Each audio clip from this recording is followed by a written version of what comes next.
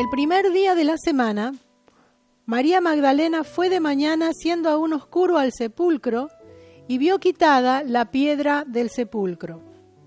Entonces corrió y fue a Simón Pedro y al otro discípulo, aquel al que amaba Jesús, y les dijo: se han llevado del sepulcro al Señor y no sabemos dónde le han puesto.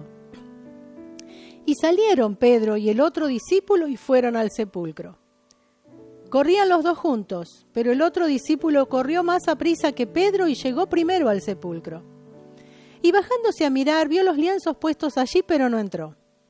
Luego llegó Simón Pedro tras él y entró en el sepulcro y vio los lienzos puestos allí. Y el sudario que había estado sobre la cabeza de Jesús, no puesto con los lienzos, sino enrollado en un lugar aparte. Entonces entró también el otro discípulo, que había venido primero al sepulcro, y vio y creyó. Porque aún no habían entendido la Escritura, que era necesario que él resucitase de los muertos, y volvieron los discípulos a los suyos. Es hermoso ver cómo el Señor se va revelando aquí, o cómo los discípulos, mejor dicho, van viendo cómo o van entendiendo la palabra del Señor. A mí hay dos o tres cosas que me maravillan de este relato, ¿no?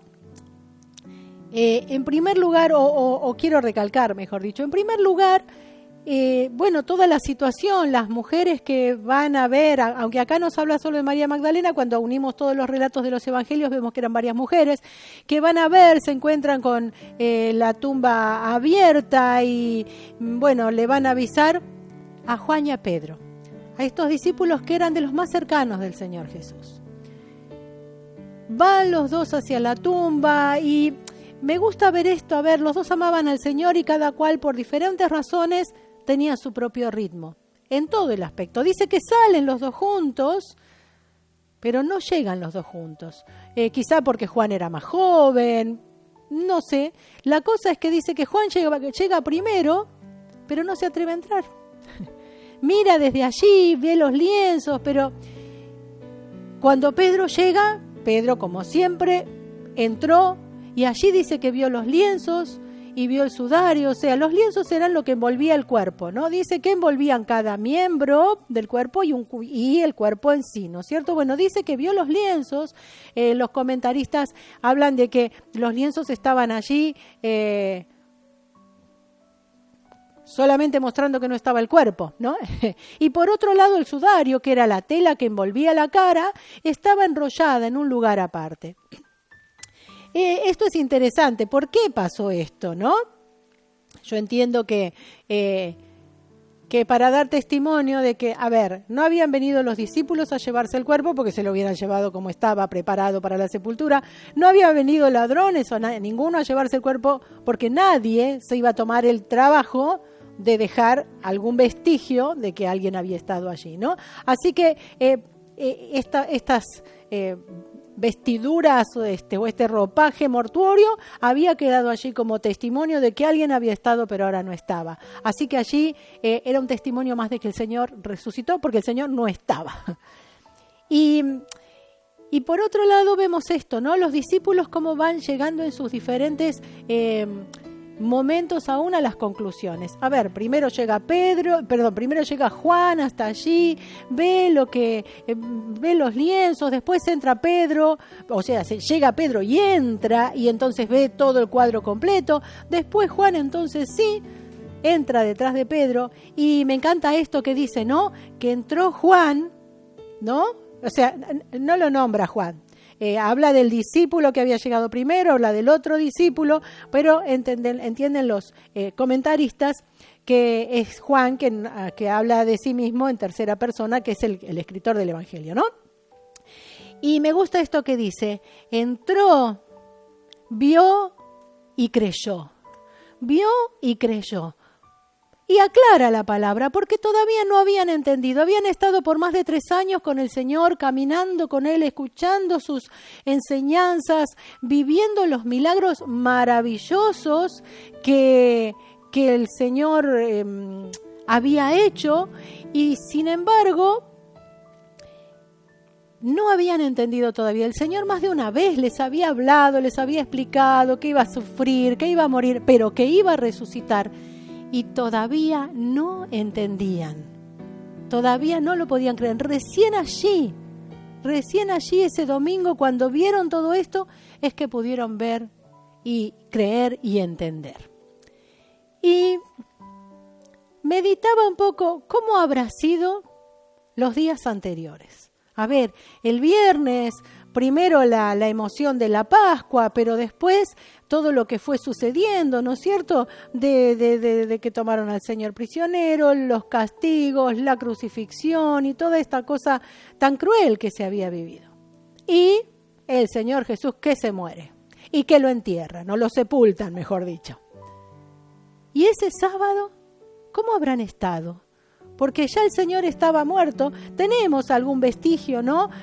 Cuando cuentan que estos discípulos que iban a Emaús, que iban tan tristes y se encuentran con el Señor y le dicen, no, vos sos el único que no sabe lo que pasó, ¿cómo preguntás? Esto es terrible y ahora está muerto y nosotros creíamos que Él era el Salvador y el Rey. Y bueno, ¿y cuántas cosas habrán pasado por el corazón, por la mente de cada uno de los discípulos?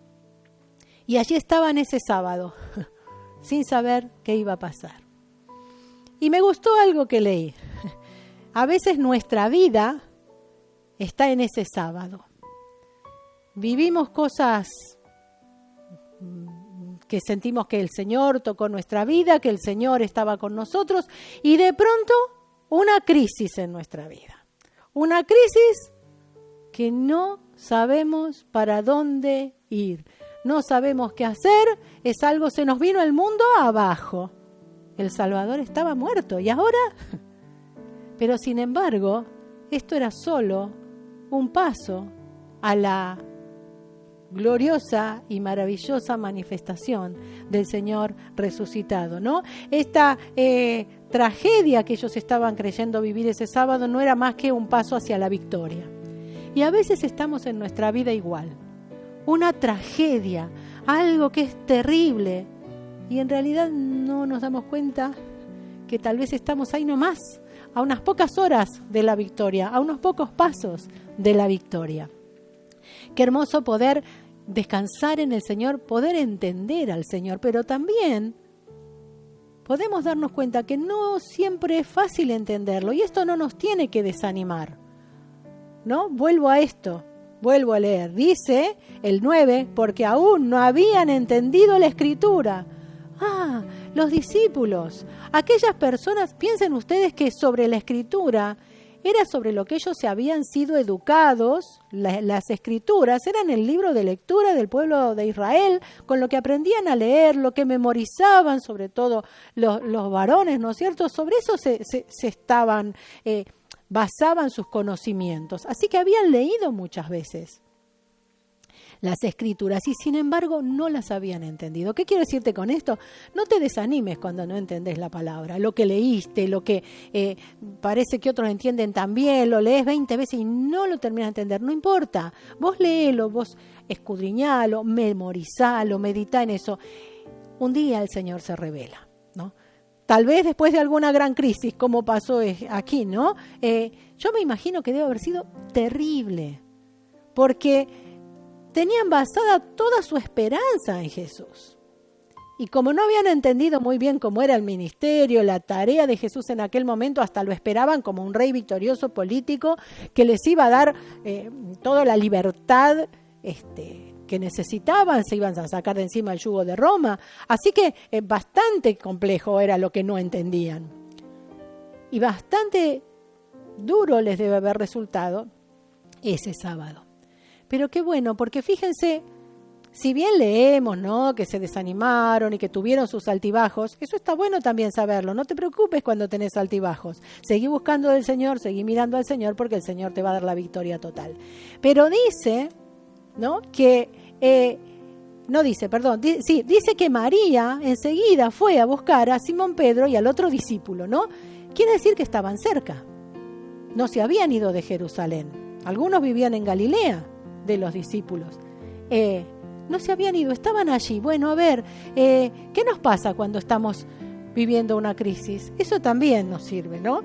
¿qué hacemos? Seguimos al lado del Señor y decimos, Señor, yo sé, para vida o para muerte te sigo, Señor. Hay un himno antiguo que dice, seguiré do tú me guíes por la vía dolorosa y con mi alma tan gozosa, moriré si es necesario por ti, Señor, ¿no?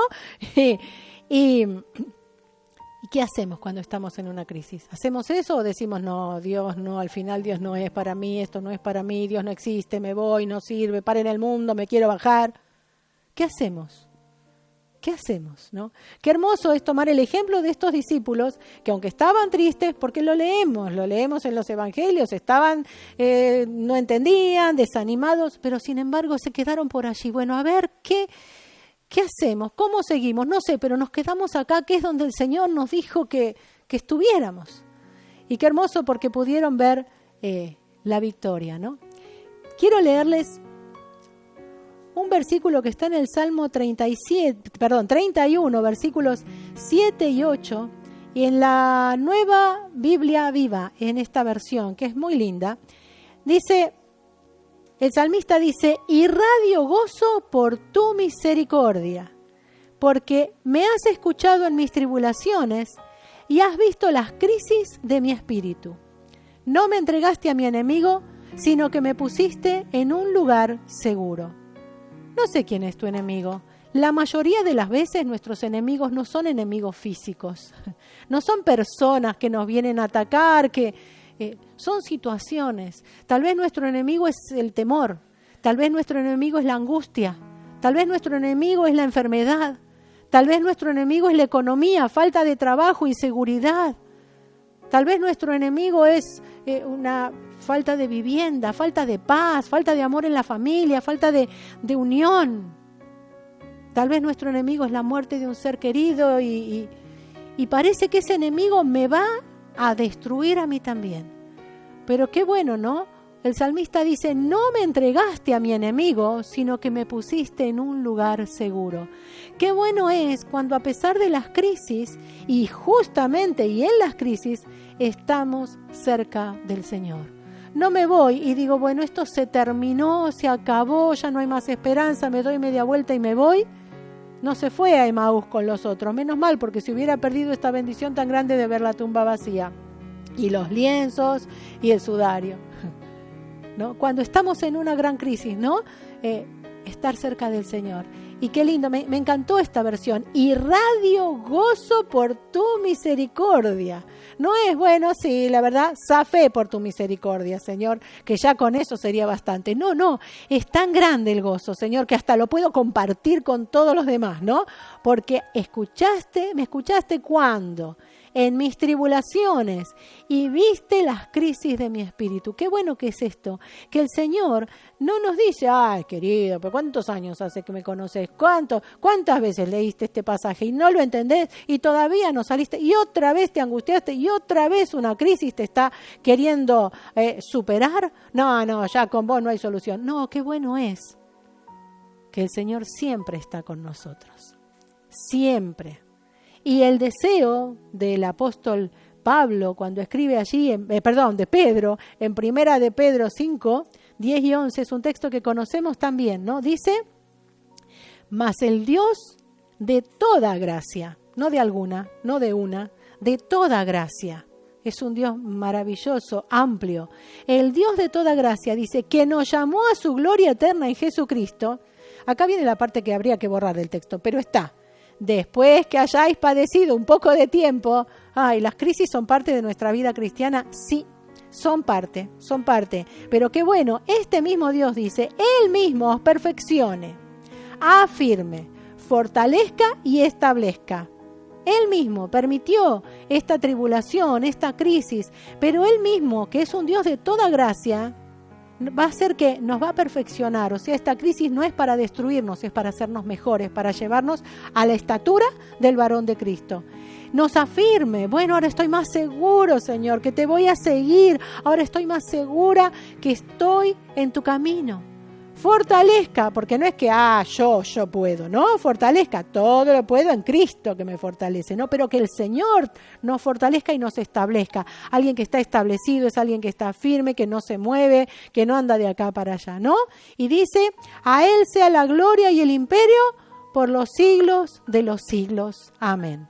Y quiero leerles esta misma versión en palabra de Dios, este mismo texto, en palabra de Dios para todos, que dice así: pero Dios, quien los llamó para compartir su gloria eterna en Cristo, les mostrará todo su generoso amor. Sufrirán por un tiempo, pero después Dios los sanará, los fortalecerá, los apoyará y evitará que caigan. Él tiene todo el poder para siempre. Así sea. Es así. El Señor permite estas crisis, permite estos momentos de dificultad, permite esos sábados en nuestra vida.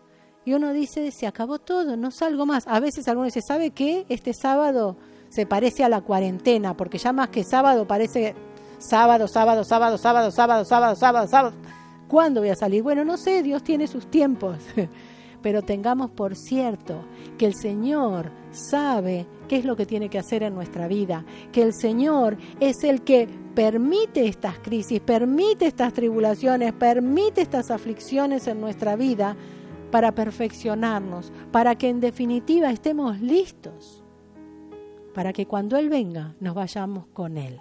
El Señor no quiere, dice, que ninguno perezca, sino que todos procedan al arrepentimiento y que todos disfrutemos de esta gloria que está preparando, de este lugar tan maravilloso que lo leemos en Apocalipsis, nos deleitamos y cuando queremos imaginarlo no nos da la imaginación para lo maravilloso y para todo lo que se describe. Pero para esto el Señor nos tiene que perfeccionar, porque dice que ningún inmundo va a estar en ese lugar, ningún pecador va a poder entrar al cielo porque es un lugar santo. Y el Señor no quiere un cielo vacío, se los puedo asegurar. Hay montones de textos y de pasajes en la palabra de Dios que nos enseña que Dios no quiere un cielo vacío, que está preparándolo para nosotros y que Dios no dice, pero yo a los elegidos, a la élite de la humanidad. No. Cuando pensamos en aquella parábola que el Señor Jesús dijo de esa boda, que este personaje tan importante prepara unas bodas para sus hijos, o para él, no recuerdo ahora, bueno, pero prepara una gran fiesta y todos los que estaban invitados, que eran importantes, estaban tan ocupados que dijeron, no podemos. ¿Y qué le dijo el Señor a sus siervos? Les dijo, miren, está todo preparado, vayan por las calles, busquen a los que encuentren, a todos los que encuentren, tráiganlos. ¿Qué quiere decir eso? No solo esto, les proveyó el vestido de boda porque no iban a estar a una fiesta mal vestidos, entonces les proveyó todo.